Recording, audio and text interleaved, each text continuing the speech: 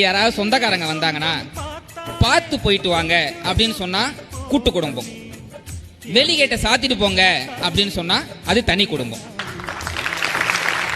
தனி கொடுத்தனும் அப்படின்றது WhatsApp status மாதிரி 10 பேர் பார்க்கலாம்.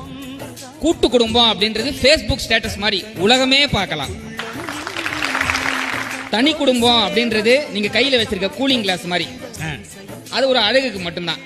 ஆனா எங்க கூட்டு குடும்பம் இருக்கு பாத்தீங்களா, பவர் கிளாஸ் மாதிரி. நம்ம கண்ணு நல்லா இருக்கணும்னா அந்த பவர் கிளாஸ் போட்டு தான் ஆகணும். கூட்டு குடும்பத்தில் இருக்கக்கூடிய பிரச்சனை அப்படின்றது வந்து ஷார்ட் பிலிம் மாதிரி டக்கு டக்கு டக்குன்னு முடியும். ஆனா இவங்க தனி குடும்பத்தில் இருக்க பிரச்சனை பாத்தீங்கன்னா அது ஹாலிவுட் படம் மாதிரி. பார்ட் 1, பார்ட் 2, பார்ட் 3 அப்படின்னு பிரச்சனைக்கு ஒரு முடிவே இல்லாம போயிட்டு இருக்கும்.